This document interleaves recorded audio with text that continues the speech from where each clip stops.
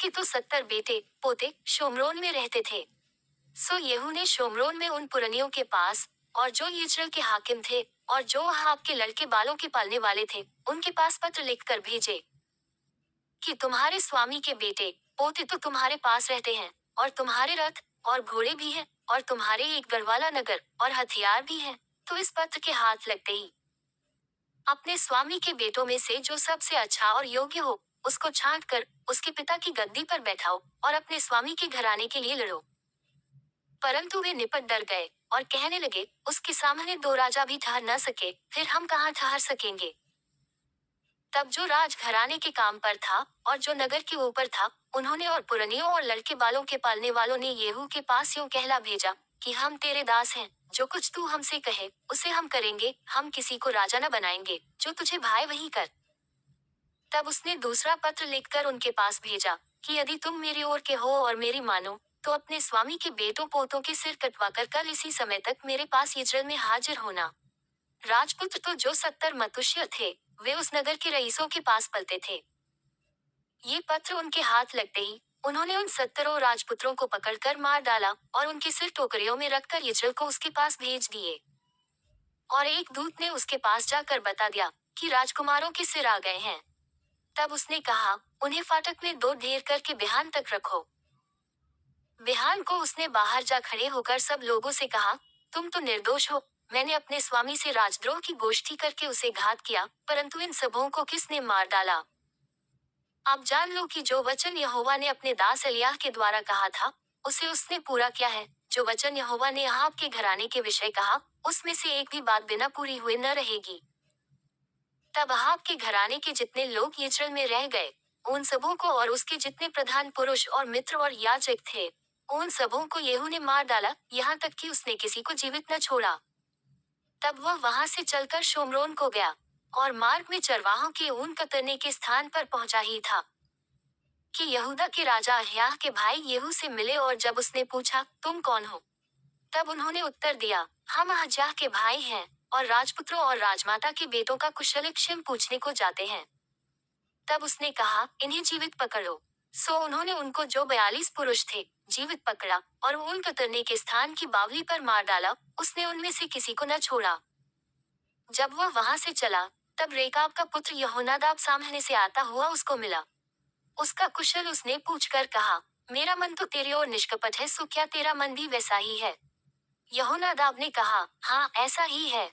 फिर उसने कहा, ऐसा हो तो अपना हाथ मुझे दे। उसने अपना हाथ उसे दिया, और वही कहकर उसे अपने पास रथ पर चढ़ाने लगा कि मेरे संग चल, और देख कि मुझे यहोवा के निमित्त कैसी जलन रहती है। तब वह उसके रथ पर चढ़ा दिया गया। शोम्रोन को पहुंचकर उसने यहोवा के उस वचन के अनुसार जो उसने एलिय्याह से कहा था, अहाब के जितने शोम्रोन में बचे रहे, उन सबों को मार के विनाश किया। तब येहू ने सब लोगों को इकट्ठा करके कहा, अहाब ने तो बाल की थोड़ी ही उपासना की थी, अब येहू उसकी उपासना बढ़ के करेगा। इसलिए अब बाल के सब नबियों, सब उपासकों और सब याजकों को मेरे पास बुला लाओ, उनमें से कोई भी न रह जाए, क्योंकि बाल के लिए मेरा एक बड़ा यज्ञ होने वाला है, जो कोई न आए वह जीवित न बचेगा। येहू ने ये काम कपट करके बाल के सब उपासकों को नाश करने के लिए किया। तब येहू ने कहा, बाल की एक पवित्र महासभा का प्रचार करो। और लोगों ने प्रचार किया। और येहू ने सारे इस्राएल में दूत भेजे, तब बाल के सब उपासक आए, यहाँ तक कि ऐसा कोई न रह गया जो न आया हो। और वे बाल के भवन में इतने आए कि वह एक सिरे से दूसरे सिरे तक भर गया। तब उसने उस मनुष्य से जो वस्त्र के घर का अधिकारी था, कहा, बाल के सब उपासकों के लिए वस्त्र निकाल लिया। सो वह उनके लिए वस्त्र निकाल ले आया। तब येहू रेकाब के पुत्र यहोनादाब को संग लेकर बाल के भवन में गया, और बाल के उपासकों से कहा, ढूंढ कर देखो कि यहाँ तुम्हारे संग यहोवा का कोई उपासक तो नहीं है, केवल बाल ही के उपासक हैं। तब वे मेलबलि और होम बलि चढ़ाने को भीतर गए। येहू ने तो 80 पुरुष बाहर ठहरा कर उनसे कहा था, यदि उन मनुष्यों में से जिन्हें मैं तुम्हारे हाथ कर दूं, कोई भी बचने पाए, तो जो उसे जाने देगा उसका प्राण, उसके प्राण की संति जाएगा। फिर जब होमबलि चढ़ चुका, तब येहू ने पहरुओं और सरदारों से कहा, भीतर जाकर उन्हें मार डालो, कोई निकलने न पाए। तब उन्होंने उन्हें तलवार से मारा, और पहरुए और सरदार उनको बाहर फेंककर बाल के भवन के नगर को गए। और उन्होंने बाल के भवन में की लाठें निकाल कर फूंक दी। और बाल की लाट को उन्होंने तोड़ डाला, और बाल के भवन को ढाकर पायखाना बना दिया, और वह आज तक ऐसा ही है। येहू ने बाल को इसराइल में से नाश करके दूर किया। तो भी नबात के पुत्र यारोबाम, जिसने इसराइल से पाप कराया था, उसके पापों के अनुसार करने, अर्थात बेतल और दान में के सोने के बछड़ों की पूजा, उससे येहू अलग न हुआ। और यहोवा ने येहू से कहा, इसलिए कि नूह ने वह किया जो मेरी दृष्टि में ठीक है, और अहाब के घराने से मेरी इच्छा के अनुसार बर्ताव किया है, तेरे पर पोते के पुत्र तक तेरी संतान इसराइल की गद्दी पर विराजती रहेगी। परंतु येहू ने इसराइल के परमेश्वर यहोवा की व्यवस्था पर पूर्ण मन से चलने की चौकसी न की, वरन यारोबाम जिसने इसराइल से पाप कराया था, उसके पापों के अनुसार करने से वह अलग न हुआ।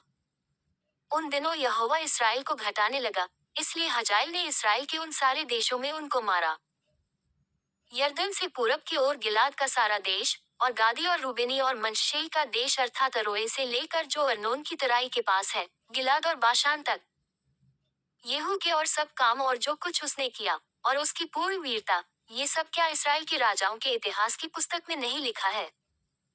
निदान येहू अपने पुरखाओं के संग सो गया, और शोम्रोन में उसको मिट्टी दी गई, और उसका पुत्र यहोआहाज उसके स्थान पर राजा बन गया।